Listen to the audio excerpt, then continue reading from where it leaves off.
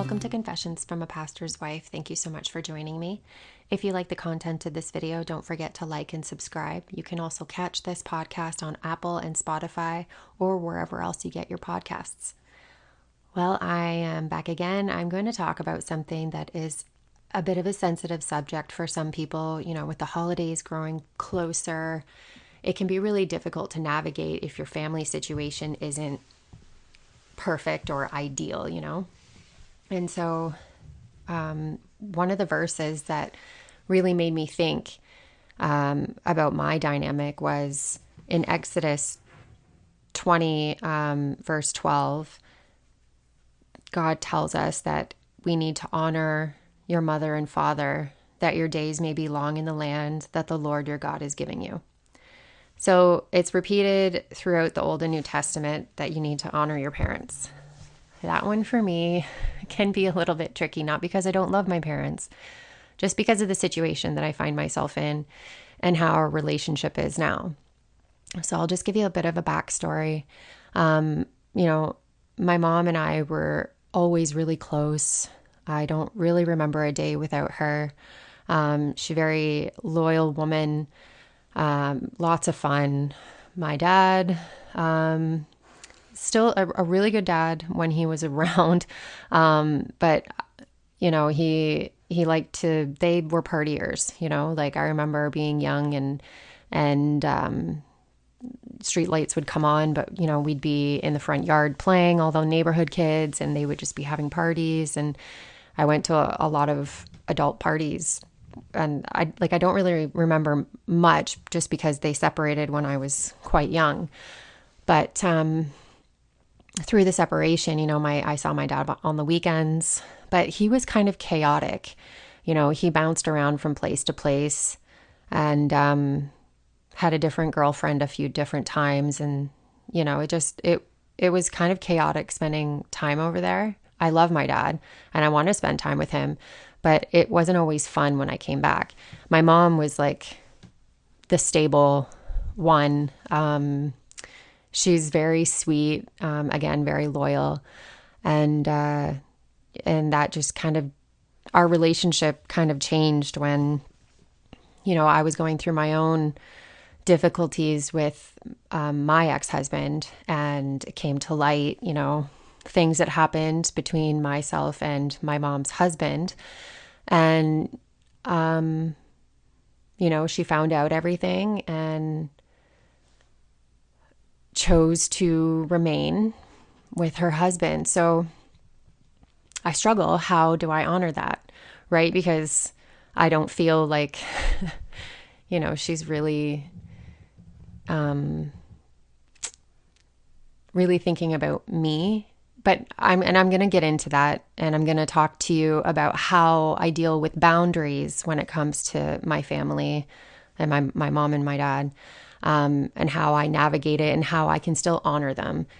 It just might not look the same as what, you know, typically people think when they want to honor their parents. You know, for the most part, people have amazing parents. Like my husband now has amazing parents. My ex-husband had amazing parents. So, you know, it wouldn't be difficult to honor them. So I'm just going to talk about how I deal with it, because I know that there are some people out there who kind of are having problems with family members and they don't know where to put the boundaries or if it's okay. So for me, for my mom, and the fact that, you know, she has, with all the information that she has chosen to stay with her husband, the way that I can honor her is by respecting that fact. I'm trying to lead and live a Christian life, and I understand that her covenant is not with me. Her covenant is with her husband, just as my covenant is with my husband, not with my children. His covenant is with me, not with his children. And that might be backwards thinking for the world, because you live for your children. That is your gut instinct. That is your primal instinct, is to protect and be there for your children. And heaven help anyone who gets in the way and tries to hurt them. However, your covenant, if you have a God-centered marriage, is with your husband and your wife. It's between your husband and your wife. Your kids fall under the umbrella, but that's not the covenant. Your covenant is with your husband and or your wife. Okay? So, when I first was dealing with the fact that she wasn't going to leave, I offered to give her a place to stay. I even invited her over for Thanksgiving once. But I remember whenever extended family, when I was younger, would invite my mom places and not her husband, it created a lot of turmoil in their relationship. And my mom was stuck in the middle. And that's not something I ever want to do to my mom. She is an amazing human being. I just feel like she is being taken advantage of. I'm just going to say it out there. I think that she's been taken advantage of for the majority of her life because she is such a trusting, giving woman. So I invite her over, and it can create discord in her relationship because he wants to be invited, and it's just not something that I'm willing to do. And so how I can honor her is, again, not making her choose between her husband and me being her child, which is really difficult because I love the fact that she is so loyal. And that's something that I want to aspire to do and be this like amazingly loyal woman. It's hard for me because the person she's being loyal to really hurt me in a very bad way. So that can be hard to reconcile. And I know I have family members and people in my life that are saying, you just need to get over it. And it's just really hard for me to do because the hurt I have forgiven and I have healed, but it doesn't mean that I don't remember, It's not like I'm holding any grudges. I'm definitely not. But I need to create this healthy boundary because her husband isn't safe for me to be around, isn't safe for my kids to be around. And I don't think that anyone would say otherwise, So if I try to have a relationship with my mother, that puts her relationship at risk. And I don't want to do that. I don't want to force her hand. It has to be her decision. And so that's how I can honor her. I have also told her, if you ever need any help, I am here for you. I will never turn my back on my mom.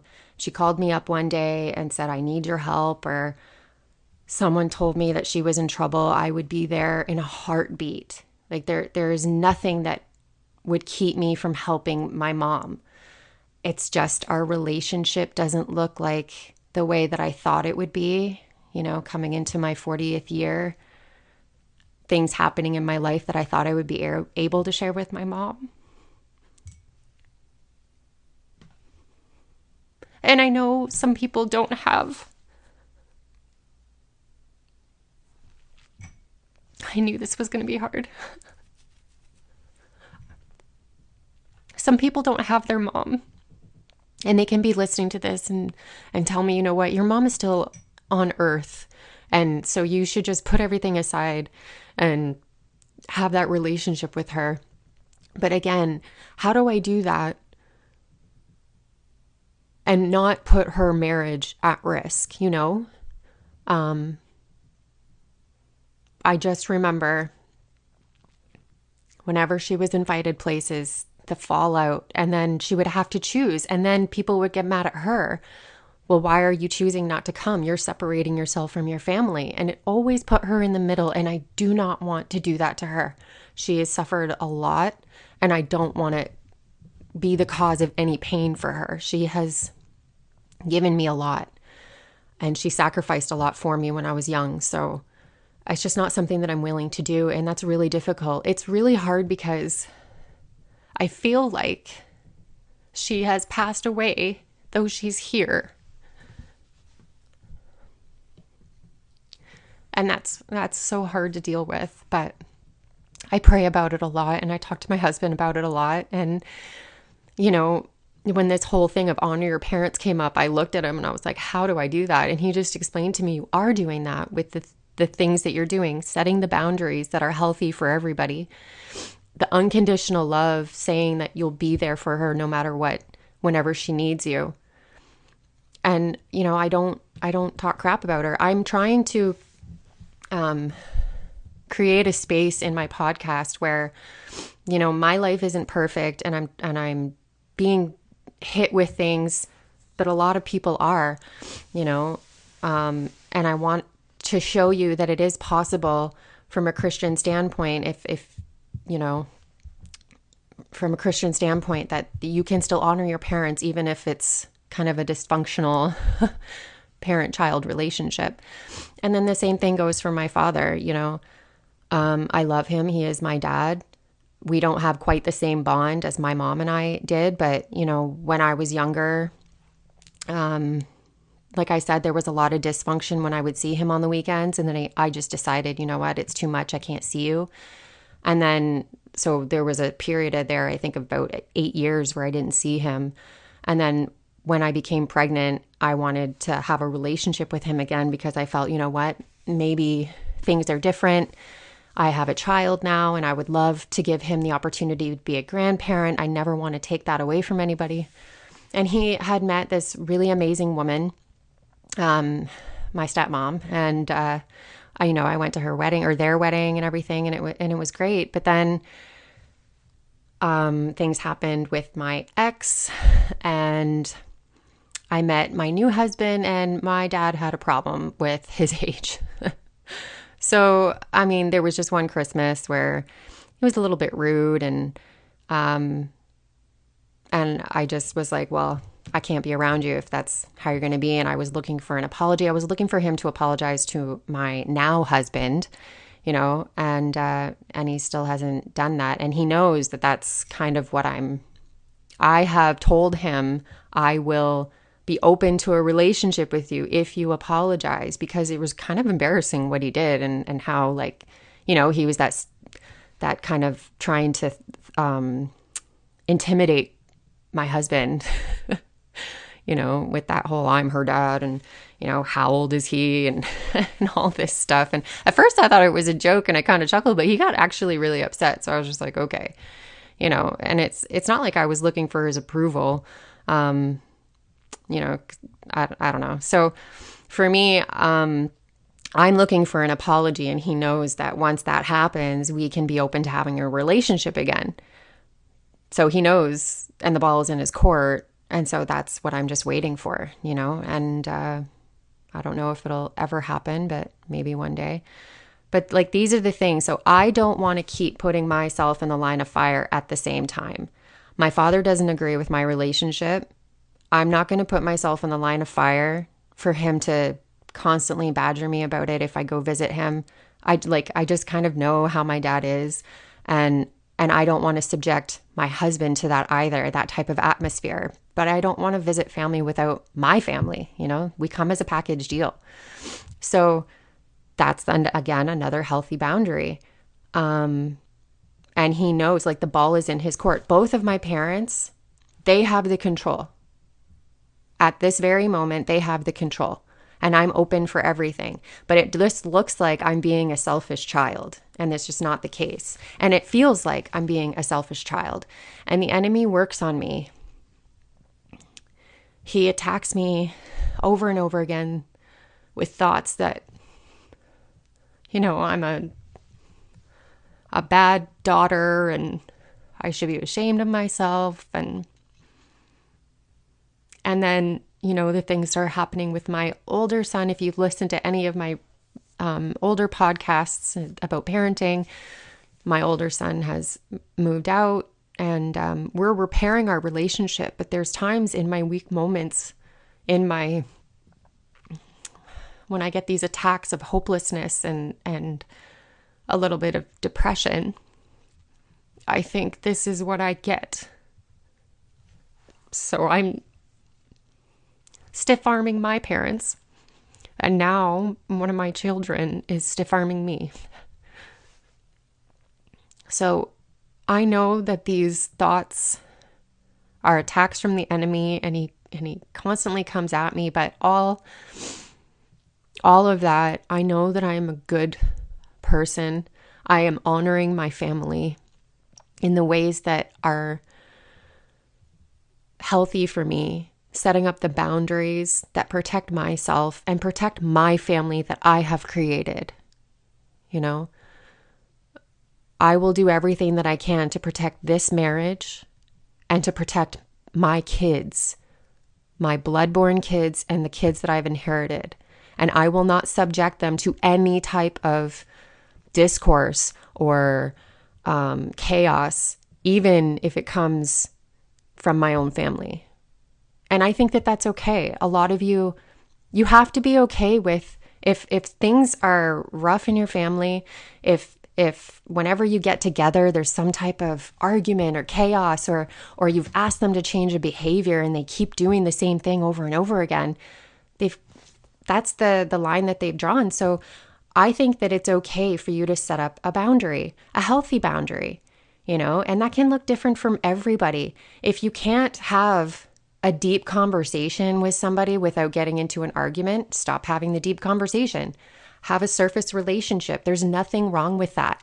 If like in my case, if seeing them brings more discord than happy relation, maybe you don't see them as much. Maybe you just talk to them on the phone. Maybe you text them. Maybe you email them, Maybe you just tell them, if you need anything, come and see me.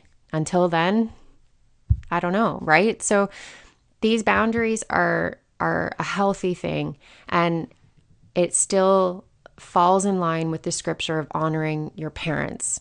Where you can fall off is where you start gossiping about your parents to everyone in town, and I don't feel like that's what I'm doing.